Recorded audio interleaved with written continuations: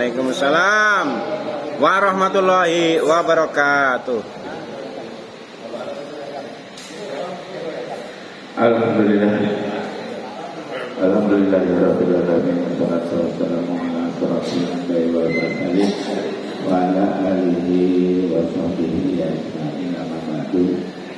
Bapak-bapak serta ibu-ibu yang dimuliakan Allah Subhanahu wa taala. Pertama dan yang paling utama, marilah kita panjatkan puja serta bersyukur kita kehadiran Allah Subhanahu wa taala, di mana di malam hari yang berbahagia ini kita masih diberikan kekuatan iman, Islam serta sehat walafiat, sehingga kita tetap melaksanakan kewajiban kita, yaitu sholat maghrib berjamaah. Kemudian kita lanjutkan dengan taklim. Salawat serta salam tidak lupa kita serta kepada kita kepada Nabi Muhammad Sallallahu Alaihi Wasallam yang telah membawa kita ke jalan yang terang.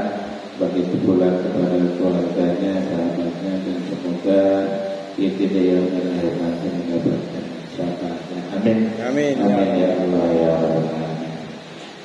Bapak-bapak, ibu-ibu serta jamaah sekalian dimuliakan Allah Subhanahu wa taala, kita lanjutkan lagi pembacaan. Ini 2 ayat aja ya, tanggung meninggalkan di halaman 2 ayat dari Quran surah Ali Imran ayat 28 dan 29.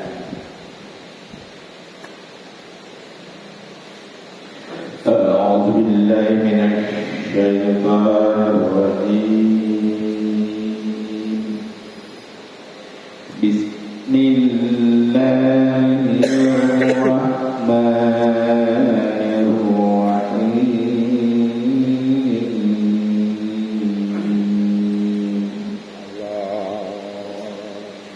لا يتخذ المؤمنون الكافرين أولياء من دون المؤمنين.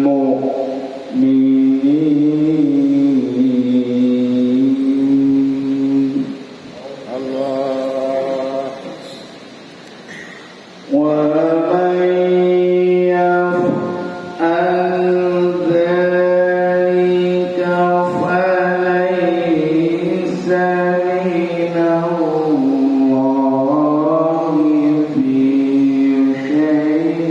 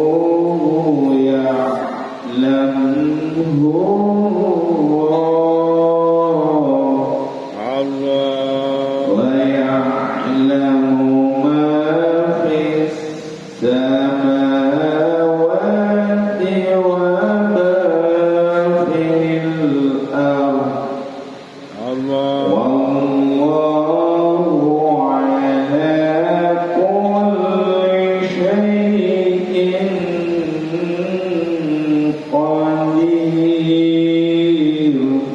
Shadaqallahul azim. Yang artinya, janganlah orang-orang beriman menjadikan orang kafir sebagai pemimpin, melainkan orang-orang beriman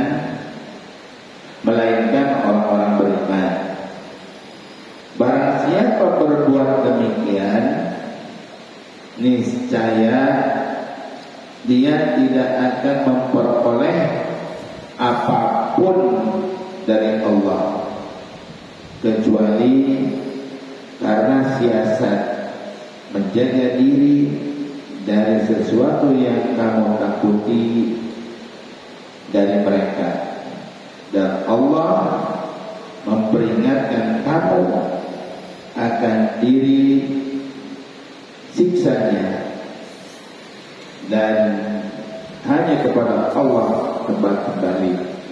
Ayat 29-nya, katakanlah,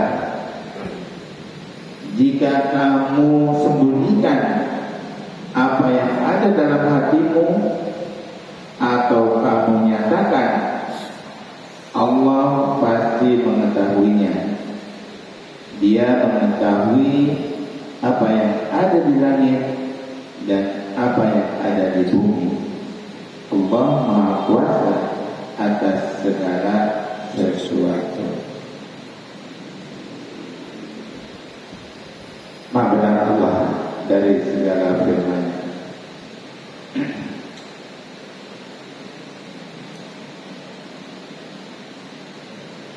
Dulu pernah heboh ya, membahas masalah satu ayat, masalah kepemimpinan, yang gara-gara dia itu waktu itu, nah ada yang ingat terutama ya, masalah Ahok salah ucap waktu di Pulau Seribu. Tapi bukan ayat ini ya, bukan ayat ini. Ternyata di ayat ini juga itu sama kedudukannya. Jadi kita yang beriman, orang Islam, tidak boleh memilih pemimpin di luar orang yang beriman. Artinya non muslim dah. Itu nggak boleh. Ketika kita melakukan itu, memilih pemimpin selain orang yang beriman, maka kita sudah ingkar atas ayat Allah. Kita sudah ingkar dengan ayat-ayat Allah. Padahal udah jelas di Al-Baqarah ayat 2 berbunyi begini. Zalikal kitabul la raiba fihi hudalil muttaqin, yang artinya, mana artinya? Kitab Al-Quran ini tidak ada keraguan padanya, petunjuk bagi mereka yang bertakwa. Jadi ketika kita ingkar dengan ayat ini berarti kita tidak bertakwa. Nah, oke lah, dulu pernah kita lakukan karena kemungkinan kita tidak tahu. Tapi setelah tahu ayatnya, bahkan bukan cuma ayat ini saja, maka jangan sekali-kali kita memilih pemimpin yang bukan orang muslim atau orang beriman. Dan sebenarnya memilih pemimpin itu sudah diberikan contoh di dalam memilih imam sholat. Nabi kita Muhammad SAW telah menjelaskan bagaimana memilih pemimpin di antara jamaah yang ada sholat pada saat itu. Kemarin siapa yang pernah ngirim di WA? Ada ya, Paep ya? Paep aja. Ya. Jadi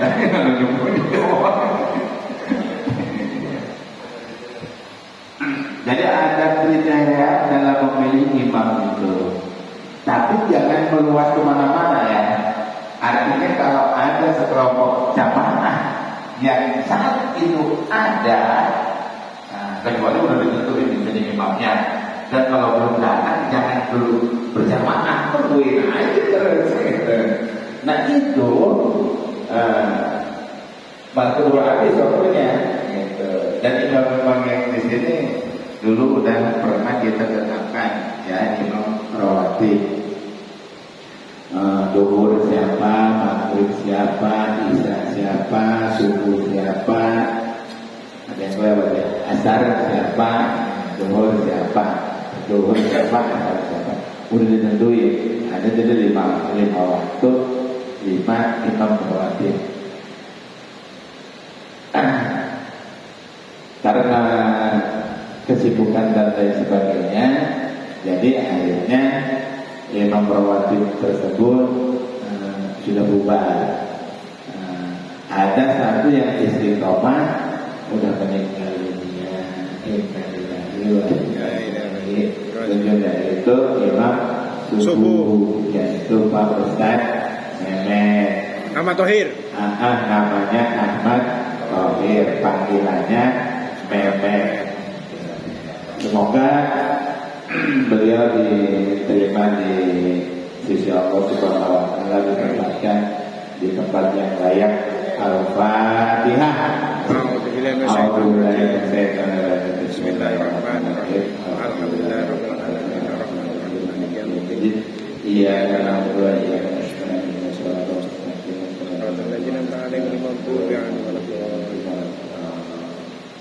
Bagaimana waktu itu saya memilih itu tidak dicari kriterianya, nah nggak ada lagi orangnya. Tapi kalau ada di sini ya, kriterianya kan. Yang pertama adalah yang paling banyak menghafal Al-Quran, tapi bacanya benar. Percuma banyak juga kalau bacanya benar. Benar di situ sesuai dengan hukum baca Al-Quran. Makhrajnya juga benar, tajwidnya benar. Kalau di antara yang sama itu ya banyak sekali yang hafalnya kalau diaduk itu sama gitu ya. Kalau diaduk nih hafalannya, bacaannya, makhrajnya semuanya sangat persis, maka dilihat dari usianya. Siapa yang paling tua di antara mereka? Abah.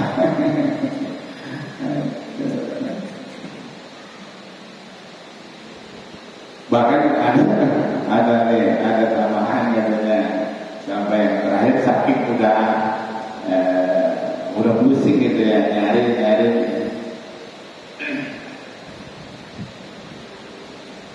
Alhamdulillah di sini banyak sekarang udah berbulan calon-calon imam. Ada Pak Hendra, ada Pak Charlie, ada Pak Minta, ada Pak Budi, ada Pak Aep, ada Pak Murid yang sudah disebut dari dulu kan, Pak Murid ya. Ada Pak Gita ya, tapi saya belum pernah di Bali coba Pak Gita ya. Oh belum pernah. Ada Abah gitu. Silakan yang lainnya yang saya nggak ngomong sekiranya mampu ya. Yang udah memenuhi kriteria silakan apa. Jadi imam. Kenapa? Ketika kita jadi imam itu tantangannya banyak, kemudian gregetnya juga ada. Kenapa? Ketika kita menjadi imam itu, kita itu pengen hafalin lagi, pengen hafalin lagi, kita pengen benerin lagi bacaannya, benerin lagi terus. Tapi kalau jadi makmum, ya udah mentok di situ aja. Kalau jadi makmum ini ya udah mentok di situ aja. Saya makan pengikut ini nggak perlu hafal, nggak perlu fase, nggak perlu bener kaji. Makhluknya nggak perlu itu jadi makmum. Tapi kalau udah berani mau jadi imam, maka itu akan ada usaha untuk meningkatkan kualitas diri kita. Kenapa Allah itu akan memberikan pahala, memberikan surganya itu sesuai dengan kualitas orang tersebut. Ya kalau memang kualitasnya seperti itu, ya seperti itu. Kalau kualitasnya lebih tinggi, ya seperti itu. Jadi sejajar dengan kemampuannya, seimbang dengan kemampuannya. Maka dari itu saya dari dulu udah mempersilahkan, monggo siapa, jangan takut. Ketika kita berpikiran takut, kata Pak Haji tadi belum berani, itu sampai kapanpun nggak bakalan berani. Nanti kalau kepepet, kalau kepepet lagi, jangan kalau kepepet. Kemudian lagi setelah kualitas dari bacaannya, terus umurnya pun sama lagi semua. Cari tadi yang paling soleh di antaranya. Waduh, kesolehannya juga sama lagi. Hebat banget ini di perumahan kota Bumi 2. Semuanya kemampuannya sama, kekuatannya sama. Ada lagi ya.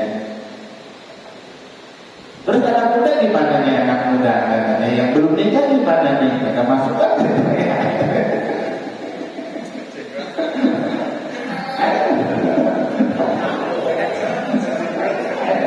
Bermasukkan kalau kita lihat gitu.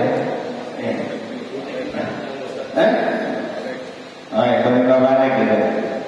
Nah ini banyak yang tua. Ya, di sini dia cerita di sini kalau jauh ya. Cerita yang ada di sini, saya tua, babet tua, semua tua. Dan yang bisa jadi cuma anak muda nih, anak muda belum nikah juga. Jadi apa pakai? Gitu. Suaranya bagus, mahronya bagus. Jadi apa yang pakai? Itu emang dia punya kelebihan kan? Dia bisa bacanya bagus, hafalannya banyak, mahronya bagus, tapi dia belum beristri, belum nikah. Tapi udah balik ya, udah balik. Sabar. Ya boleh itu. Kalau di antara yang ada di sini nggak ada.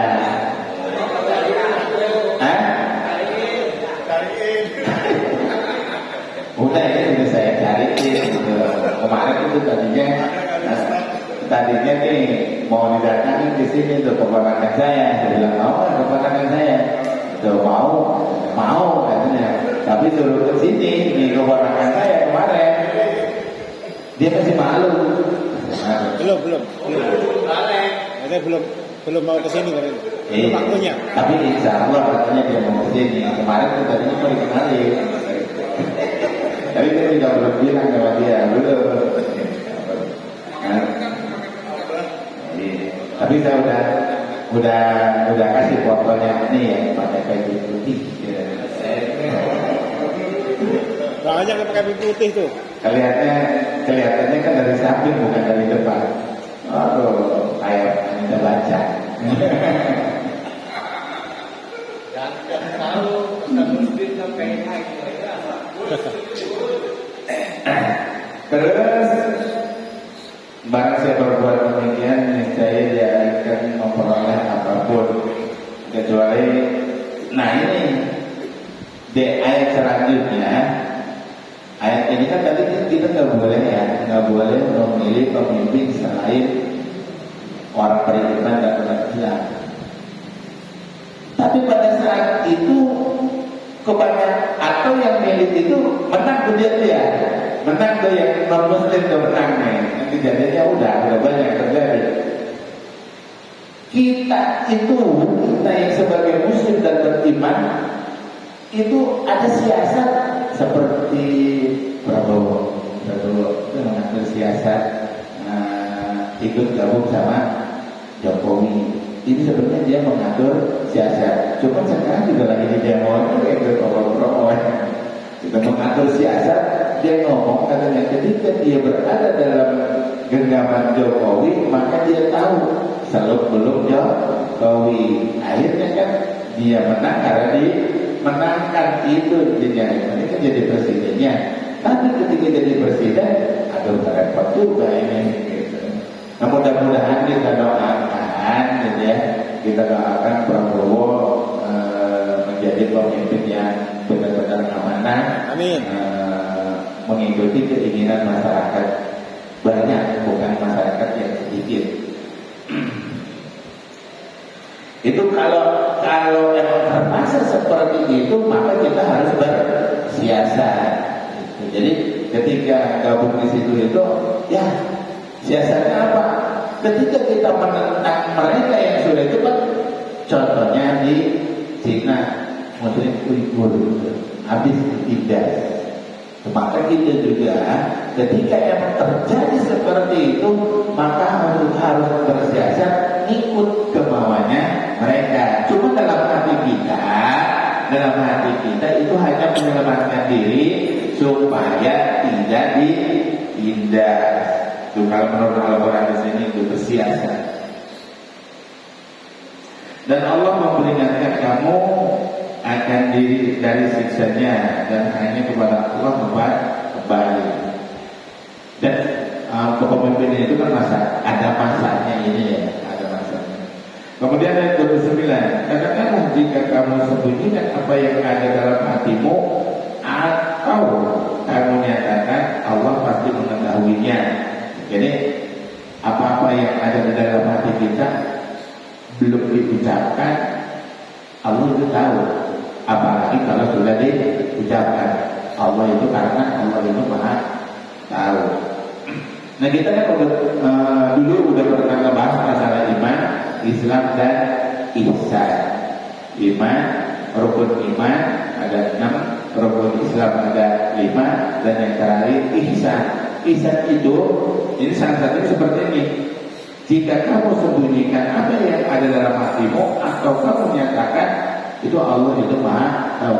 Jadi ketika kita memiliki ihsan pada diri kita, kemanapun kita pergi, merasa diawasi oleh Allah Subhanahu, merasa diikuti oleh Allah Subhanahu wa Ta'ala. Jadi tidak bakalan berbuat yang tidak benar, karena ya kita udah merasa ada di pengawasan Allah Subhanahu wa Ta'ala.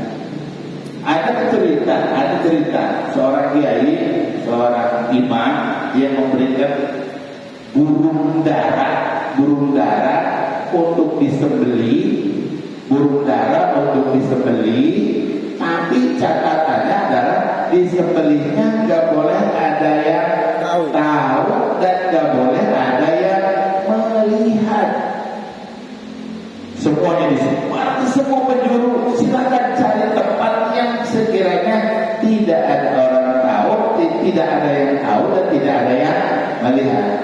Begitu selesai, balik lagi semuanya, ada satu yang tidak disembelih. Kenapa kamu tidak disembelih?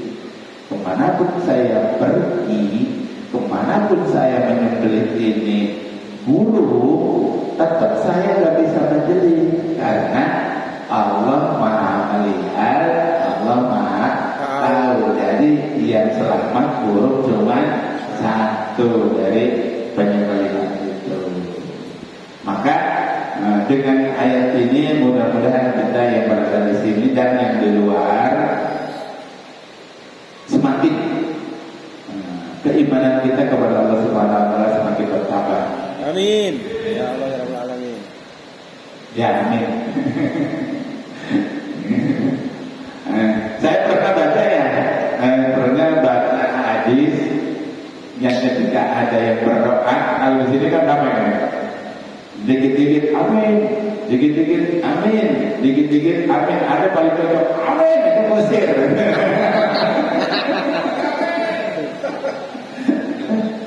Jadi ketika kita mulai doa, seorang ustaz yang berdoa sebenarnya cuma 2 kali amin. Amin pertama dan amin terakhir. Di tengah-tengah ada kata-kata amin. Itu menurut hadis itu. Jadi amin pertama, amin terakhir, tengah-tengah. Setiap potongan amin nggak ada amin, amin, amin, amin. Terus apa kita dengerin orang yang baca doa? Kenapa dengerin? Apa yang dibacakan oleh yang doa itu biar kita tahu, meskipun nggak tahu artinya gitu, mudah-mudahan gitu. Meskipun nggak tahu artinya, tetap kita dapat pahala dari dengerin yang baca doa. Baik itu doanya pakai doa Al-Quran ataupun doanya doa hadis. Kan doa ada 2, doa hadis Nabi dan doa Al-Quran. Salah satu riwayat mengatakan doa yang paling baik adalah doa yang berada di dalam Al-Quran, yaitu doa Al-Quran. Tapi nggak apa-apa ditambah dengan doa hadis Nabi. Yang membedakan doa Al-Quran sama hadis itu, kalau doa Al-Quran itu diawali doanya dengan Rabbana, ya. Kalau doa hadis diawali dengan Allahumma, itu doa hadis. Kalau doa Al-Quran diawali dengan Rabbana, kayak Rabbana atina fid dunya hasanah wa fil akhirati hasanah wa qina adzabannar, itu doa. Kalau Allahumma firli dan seterusnya itu doa hadis Nabi sallallahu alaihi wasallam. Karena waktunya sudah habis, pertemuan kali ini sampai di sini. Mudah-mudahan bermanfaat untuk diri saya pribadi dan bermanfaat untuk yang sekalian. Kita tutup dengan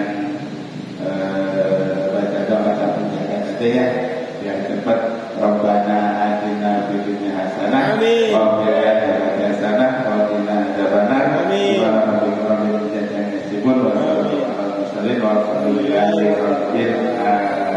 Assalamualaikum warahmatullahi wabarakatuh. Waalaikumsalam warahmatullahi wabarakatuh.